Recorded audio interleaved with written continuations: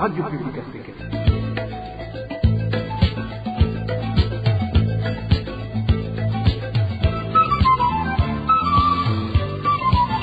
Radio Publique Africaine.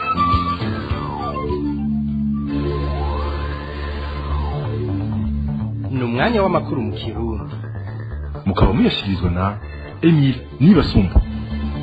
Turi ku munsi ugira kabiri w'umwaka w'ibihumbi 2024, amakuru twabateguriye agizwe n'ingingo nkuru zikwirikira. Igihugu kigeza ahatemba, ibisata byose by'ubuzima bw'igihugu byarasinzikaye, imigambwe itavuga rumwe n'ubutegetsi bwa CNDD FDD nibishikiriza mu majambo yo kwipfuriza abarundi umwaka mushasha mwiza w'ibihumbi 2024. Muri aya makuru turababwira ibyashikirijwe na CNDD, Sefo Arusha na MAP Burundi Buhire. Mwijambo giwe ryo kurangiza umwaka, umukuru w'igihugu Evariste Ndayishimiye wewe yemeye gutezurira abapfungwa batagirizwa ubwicanyi canke ubunyonyezi. Nawe nyene muramukurikira mukanya. Ibyaranze umwaka w'ibihumbi 2023 mu gisata c'agateka kazi na muntu nivyo duhereza ko muri aya makuru. Ndabaramukije nongera ndabaha ikaze. Ido nido ni mukanya.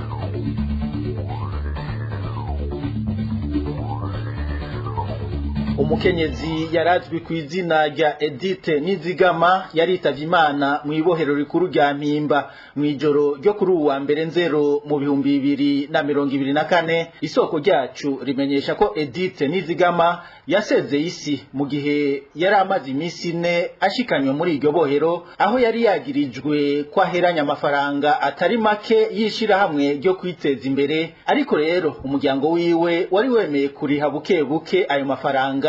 Mugabo umushikiriza amanza mukuru wa Republika muri komine Muha Bucumi Albert akaba yaciye afata ingingo yuko apfungwa. Kubw'iryo soko nyene Edith Nizigama yoba yapfunzwe mu gihe yari akitswe n'amagara, ibyahavuye bimuviramo urupfu. Twari twabibabwiye mu ncamake. Umukuru w'igihugu cy'u Burundi avuga ko agiye kurekura abapfungwa batagirizwa ubwicanyi canke ubunyonyezi. Evariste Ndayishimiye yabivugiye mu ijambo rijanye n'umwaka mushasha w'ibihumbi 2024. Ariko Evariste Ndayishimiye ntavuga igitigiri c'abazorekugwa canke igihe bazorekurirwako. Tuzofata ingingo gushika naho n'abarundi bose bari mu mabohero atarabicanyi tubatezurira kugira bave aho bicaye bagivya gusa batahe hanyuma baje ku kivi. Ivyo tubivuze kuko twasanze ko kwicarika umuntu mwibohero uzi ko naho yotaha atawe yiba canke ngo yice ari uruhombo runini. None naho yoba yakoze icaha gituma aja mwibohero, tuzofata ingingo z'ibindi bihano yokora ariko akaguma ku kivi. Nico bituma tugiye no gusuzuma amadosiye yose y'abapfungwa kugira ngo dutezurire abatarabicanyi n'abambuzi, kuko abo n'ubundi nimburakimazi. Ico gikorwa tuzogikorana mu bwitonzi na jewe ubwanje turi kumwe n'abajejwe amategeko kugira ntihagire ingingo ihonyangwa.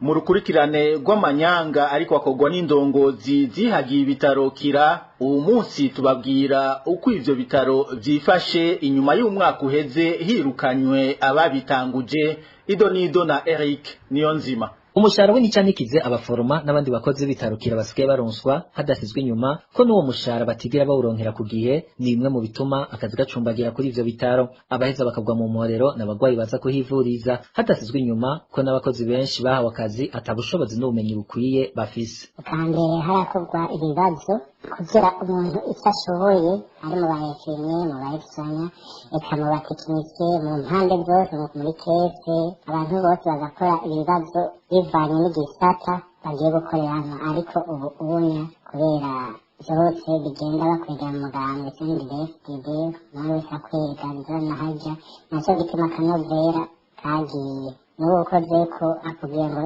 uravye umuntu hanzanye ngaha bigira ibyo bashatse. Hari abavuga ko bari mu mugambi, hari abavuga ngo bakoreye iperereza. Ibyo ntibiba bijanye n'uko aje gufata neza umugwayi. eka umwe wese aza akwegerayo. Uretse ko abaforoma badaheza ngo barangure neza ico bajejwe kubera igihagararo bafise umugambwe be no kutamenya n'indongozi z'ivyo bitaro zirashira mu kaga abagwayi mu kutabitaho bikwiye nko kubijanye no kubaronsa ivyankenerwa. Rimwe na rimwe hari ivyo babaha binyuranye n'ivyo bari gufungura vyo muganga aba yarabandikiye. Abakozi bagifite umwambaro ariwe uniforme bambara ikabutura, eka rimwe na rimwe bambara izo bazi baba bakuye hanze, kandi urumva n'izo mpuzu bambaye bakuye hanze ziba zifite amamikrobe. Amashuka umurwayi aryamyeko yaratabaguritse, eka umurwayi agahitamo kuza yizaniye ishuka ubuze ibintu umuntu akuye muhira, ariko kera vyamisurirwa harya vyama ari bishasha, eka bigahindurwa bakabiramplasa uko amategeko avuga. Isoko rya RPA muri bamwe mu bakozi bakira rimenyesha ko aho bigeze ubu umugwayi ashobora no kwasiga ubuzima kubura gitabara bivuye ku cuma gifasha mu guhamagara abaforoma capfuye ntibigere bagikoresha. Hariho vya vyuma twita ventilateur vyose ntibigikora, nta chambre n'imwe televizo ventilateur ikora, naco gituma urumva nta maintenance nta suivi ihari. Hariho twibagiye hariho za appel infirmier zazindi zisineke uhamagara umuntu akeneye kugufasha, vyose vyarapfuye nta na kimwe gigikora. Inyuma y'imyaka igera kuri 4 ibitaro Kira ari utumwako ubu bigeze aho mwasa ashaka gushikaho arivyo bisigaye bihurumbira ibindi bitaro ku kubura ibikoresho. Kera Kira yari hôpital de référence, amahopitali yose arungikamwo abagwayi, za Polisede za Bumereke zarungika abagwayi muri Kira, ariko ubundi vyahindukiye ni Kira irungika abagwayi muri za Polisede za Bumereke, eka amahopitali yose naho vyabananiye yuko bashobora kugera ubuzima bw'abagwayi. Amakuru RP ifise nuko no gutwara abagwayi ku bindi bitaro bitaba vyoroshe kubera ko ibitaro Kira bisa n'ibitakigira hose haba n'imwe kuko nisigaye igendera fumba umwotsi mwinshi rimwe na rimwe ikanazimira mu nzira. Kandi undura nk'uko isoko rya Curi bandanya rimenyesha ngo n'icuma gifasha mu guhindura umuyaga nkuba kiwukura muri Regideso kiwushira muri groupe electrogene carononekaye gisubirizwa n'igifise ubushobozi buke cane ibishobora gushira mu ihumbi ivyo bitaro n'abagwayi. Ahantu hitwa Kigedeke, ahantu umuyaga nkuba ushikira hariho icuma cyitwa diferanseri capfuye ca 1600 ampere, hanyuma baca barakihoza barakinukura cafata kitari gihari ca 800 ampere baca bakigisubirizaho. Ni kuvuga yuko muri uwo mwanya ariwo wose nazosubira kigasha yuko ibitaro bizoba bihagaze, ubuzima buzoba buhagaze mu majambo make. Ivyo vyuma vyose bipfa ntibisubirizwa, ntibibuza ko abarongoye ibitaro bama batora amafaranga yitwa karayo kubikoresha canke kugura ibindi. Ayo manyanga bakaba bayakorana no mu bwizatunga wo mu ntara ya Gitega azwi kw'itazirano rya Apollo, ari nawe abayimapuro zemeza ko ivyo bikoresho vyaguzwe. Uyo mu bwizatunga yo barinde vy'ukuri akorana n'abande mu gutembagaza ivyo bitaro. Ni inkuru tukiriko turabatohoreza. Imiduga ya leta y'u Burundi yahinduye ubutunzi bw'abantu bwite, ivyo rero bikaba bikogwa n'abakozi bo mu bushikiranganje nka bwose. Kubw'umushinga amateka Donatille Bakimisi yabivugiye mu bikorwa vy'inama nshinga amateka yo kuwa 28 Kigarama mu mwaka uheze. Umutumira ico gihe yari umushikiranganje mu vyajejwe hari mu butare n'agataka. Donatille Bakimisi akaba yavuze ko babazwa nuko bigera naho baja gucisha amafaranga iyo miduga na cane cane mu gihe c'ubukene bw'igitoro. Mu bushikiranganje wanyu nkuko no mu wundi bushikiranganje biriyo, si mu bushikiranganje wanyu honyene ngira mvuge. Turabona abantu bafata imiduga ya leta bagaca bayigira iyiwabo, inyuma yo gukora kuyikoresha ibikorwa vya leta bagaca baza kuyikoresha ibindi bikorwa vy'iwabo. Aho no mwirike na gitoro hariho bamwe twabonye mbere n'imiduga ya leta bafata bakaza bayipakiramo abantu bacisha amahera, icyatubabaje niyo baza barabongoruza kubona kuko bari babuze ingene biyunguruza. Ugasanga abandi nizo bariko barakoresha mu weekend bajana mu manza mu biki. Nyakubahwa mushikiranganje ndababaza mu bushikiranganje wanyu kuko nahandi biriyo ahandi sindabivuze. Mugiye gukora iki kugira ibi bintu by'abantu bafata imiduga ya leta bakayigira iyabo bihagarare, kuko iyipfuye umunyagihugu mu mahera ayikoresha umunyagihugu usanga ariko arakoresha mu mahera umunyagihugu aba yaratanze. Isesagurwa ry'amatungo y'igihugu hamwe n'ubusuma byabaye nk'ubuhizi bituma n'ubutunzi bw'igihugu n'abanyagihugu butituka. Ivyo byashikirijwe n'urongoye umugambwe CNDD mu ijambo ryo gusozera umwaka w'2023 kubwa Leonard Nyangoma. Abarundi bakeneye umuco ku mafaranga yose yanyurujwe hamwe n'ayamaze kugaruzwa yashitse mu kigega ca leta. Kurikire Leonard Nyangoma, umukuru w'umugambwe CNDD. Uyu mwaka rero wa 2023 urangiye waranzwe n'ibintu byinshi bituma ubuzima bw'igihugu n'abanyagihugu butituka bugasubiza inyuma intwaro ya demokarasi. Ibikuru bikuru twovuga ni ngibi, ariko ni byinshi cyane. Hari ubusuma bwabaye nk'ubuhizi mu gihugu.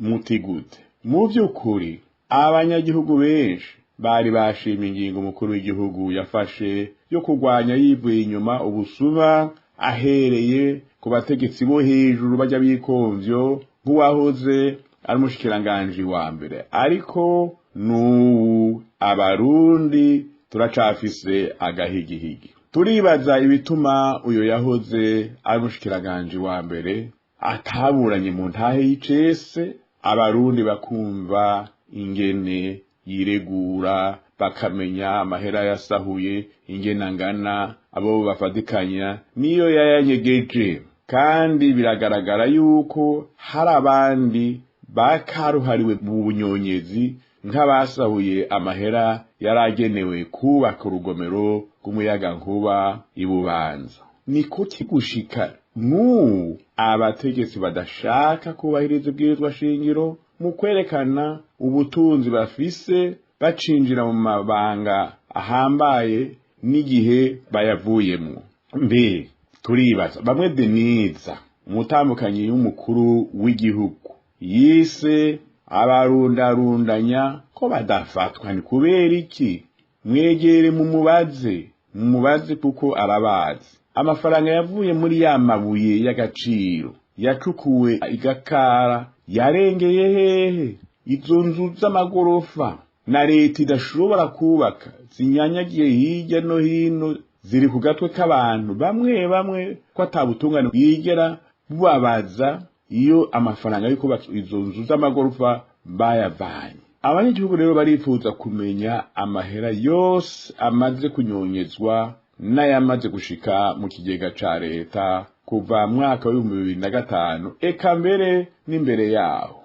Urunani Sefo Arusha nago rubona ko igisata ca politike casinzikaye cyane mu mwaka uheze w'2023 bitewe n'uko Burundi butwagwa n'akagwi k'abantu atakindi gakora atari ugucinyiza no guhohotera abanyagihugu. Bimwe mu byo Frederic Bamvuginyumvira arongoye urwo runani anegura n'ingene imigambwe yabujijwe kwishira no kwizana, ibinyamakuru vya kumwidegemvyo hamwe n'ubutunzi bw'igihugu bugeze habi. Kurikire Frederic Bamvuginyumvira arongoye urunani Sefo Arusha. L'année a été très difficile, mais laissez-moi vous souhaiter les meilleurs vœux pour la. Uyu mwaka warugoye cyane, ariko mu nkundire ndabipfuriza umwaka muhire w'2024 wabera umwaka utandukanye n'uheze w'2023. Mbega n'uwuhe mwihwezo twagize mu byaranze uyu mwaka, haba mu gisata cya politike, umubano n'ubutunzi. Mu gisata cya politike nta buzima buhari kuko dutwarwa n'akagwi k'abantu gacinyiza kagahotera abanyagihugu kari gakwiye gukingira. Nta mugambwe n'umwe ucemererwa kurangura ibikorwa byawo, nta n'uwundi mugambwe mu gihugu ucemererwa guhangana na CNDD FDD, umugambwe w'igisirikare ari nawo urongoye igihugu. Umugambwe nka CNL waraburagijwe uranakumirwa n'umugambwe CNDD FDD uri ku ntwaro, kuko CNDD FDD utinya guhiganwa n'iyindi migambwe biciye mu mategeko. Ibinyamakuru bigendurwa n'ikigo CNC mu gihe amashirahamwe amwe n'amwe adaharanira ivyicaro vya politike yasigaye mu gihugu atigera yemererwa gukora amakoraniro canke ngo atange ibiganiro ku binyamakuru. Ibinyamakuru ntibikibaho kuko hari intwaro ya gisirikare iterekwa abavuga ibitandukanye n'ivyishaka kumva. Abanyagihugu ntibakigira uwo barira bayaha. Ibiriko birategurwa vyitirirwa amatora nta ciza na kimwe bizozana, kuko tuzisanga muri vya bindi nyene aho uguhitamo kwa kazoza kw'abanyagihugu kutazobahirizwa, hama bongere bibwe kazoza kabo, maze igihugu kirushirize kugwa mu kaga, hamwe n'umukuru w'igihugu ntakindi azokora atari gushinyagurira abatazi ivyo umugambwe CNDD-FDD ugamije. Ivyo navyo bikaba ari gukenesha abanyagihugu kugira bose baherere mu vyo gusabiriza mw'ibarabara, c'est-à-dire appauvrir le peuple, le rendre servile et mendiant dans les rues. Frederic Bamvuginyumvira arongoye urunani rwa politike Sefor Arusha asaba abarundi guhagarika kurira kuko amatwi yabo baririra atabumva, agahamagarira abarundi bose kuva hasi bakisuganya bagakora ibigaragara kugira ngo bikure ku bukene n'ayandi mabi abahanze. Mes chers compatriotes, il ne sert à rien de continuer à pleurnicher. Inshuti dusangiye urugamba ntaco bimaze kuguma murira kuko amatwi y'ubutegetsi arafunze kandi cyane nta n'umwe abumva. Nimwisuganye mukore bimwe bigaragara kugira mwikure muri ubwo bukene bwanyu murimo mwatewe n'ako kagwi kahisemo kwigira ivyo gashatse ku gihugu. Naho bitoroshe mu vyo murimo ntimwihebure, vuba izuba rizobakira hama mwibeko mu mwidegemvyo ntangere. Ico gihe muzotahura agaciro ko kwigenga, agaciro ka demokrasi n'akuburongozi. Nari kurangiza ntanzi igikwiye gukorwa ku bihari mu gihugu, ariko vyoba ataco bimaze kuko ubutegetsi buhari ntibuhanurwa ntibukosorwa. Turakeneye ubundi butegetsi kuko turarushe. Imbere yuko ndangiza nagira ndabipfuriza umwaka mushasha muhire w'ibihumbi 2024 ubabere umwaka wo kugarukana icizere no kugarukana iteka mwatswe. Pour retrouver la dignité perdue. Umuhari mapu Burundi buhire nawo nyene ubona ko atampinduka nimwe Uburundi buragira kuva Evariste Ndayishimiye afashe ubutegetsi. Mwijambo urongoye uwo muhari wa politike yarayashikirije avuga ko umwaka w'ibihumbi 2023 warangiye ibisata byose by'igihugu bimerewe nabi, hakenewe mu maguru masha kw'igihugu gikugwa mu kaga. Kubwa Emery Pacifique igira neza arongoye umuhari w'ibikorwa nkunda gihugu mapu Burundi buhire. Uburundi nico gihugu ca mbere gikenye ku isi kandi kiri mu bihugu vya mbere aho igiturire kiribwa cane, kandi kiri no mu bihugu vya mbere aho guhohotera agateka kazina muntu kiraye. Barundi kazi, imyaka 3 irarangiye umukuru w'igihugu c'u Burundi General Major Ndayishimiye Evariste ari ku butegetsi. Muri ico kiringo amaze ku butegetsi nta ntambwe nimwe Uburundi bwagize mu rugamba rwo gukura igihugu mu kaga bwashizwemwo n'intwaro ya Petero Nkurunziza yari amaze imyaka 15 arongoye igihugu. Umukuru w'igihugu Ndayishimiye we ubwiwe aremeza ko hafi ibisata vyose vya leta arongoye bikora nabi. Umutekano warushirijeho gutituka, abanyagihugu baricwa n'abajejwe kubakingira canke bakicwa n'imihera yitwaje ibigwanisho. Abasirikare b'igihugu yabarungitse mu ntambara Uburundi budafisemo inyungu n'imwe mu gihugu ca Kongo, aho benshi bariko barahonera. Ukudafata ingingo zibereye mu vy'ubutunzi bw'igihugu vyatumye ifaranga ry'Uburundi ribandanya rita agaciro, abagwizatunga bakura imitahe yabo mu gihugu abandi batinya kuyizana, gutyo Uburundi bubura inguvu z'ubutunzi zituma bushobora kugura ivyangombwa nk'igitoro, imiti, ifumbire n'ibindi kw'isoko mpuzamakungu. Indero mu mashuri yaratitutse, ugwaruka ruheza amashuri ubu ntirushobora kugwiza umwimbu Uburundi buba bubutezeko.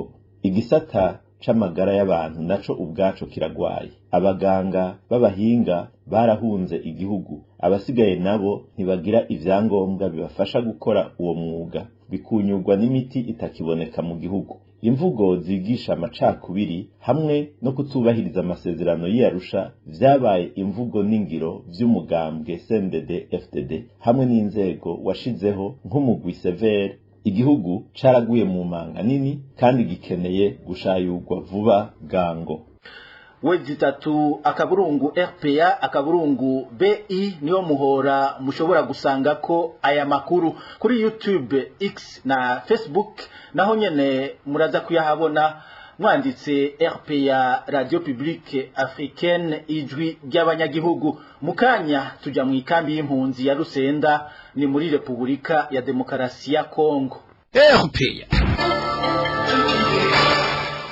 Impunzi z'abarundi zo mu ikambi ya Rusenda mu buseruko bwa Republika ya Demokarasi ya Kongo ziriyamiriza zivuye inyuma urutonde ruherutse gushigwa habona n'umugwi ujejwe gutunganya amatora y'abaserukira impunzi. Abo barundi bavuga ko abo bipfuza ko babaserukira abagize uwo mugwi babakuye ku rutonde bashiramwe abandi bizwi ko batazoharanira inyungu z'impunzi. Idonido na Dani Claire iratwumva. Kuwa gatandatu heze niho abagize umugwi ujejwe gutunganya amatora y'abaserukira impunzi z'abarundi bo mu ikambi ya Rusenda iri mu buseruko bw'igihugu ca Kongo y'intwaro rusangi bashira habona urutonde rw'abagiye kwitoza ngo bazoserukira izo mpunzi. Ni igikorwa izo mpunzi zivuga ko catangujwe nabi kuko abo bifuza ko baja ku rutonde rw'abazohiganwa atari bo uwo mugwi washinzwe na HCR hamwe na SNR werekanye bashirako abadakwije ibisabwa. Mu barenganijwe bavuga uwitwa Iranzi Ntumangende Olivier yari asanzwe aserukira izo mpunzi hamwe n'uwitwa Nininahazwe Charles bakuwe ku rutonde ari impunzi zari zahisemwo mu bo kwitoza. Izo mpunzi zibabajwe no kubona herekanywe abagore babiri badakwije diplome zisabwa harimwo uwitwa Zawadi. Izo mpunzi zivuga ko ataburenganzira bwabo yohagararira ariko yo bagiye gukorera abamushizeho mu byo bifuza binyuranye n'uburenganzira bw'impunzi nk'uko umwe muri bo yaganiriye na RPA yabishikiriza. Olivier Twemere hase nawe bakeneye kuko atemera nk'amanyanga abo babakorana ntabikunda urumva acabimenyesha bagomba kumutwara ukuntu bakavyanka.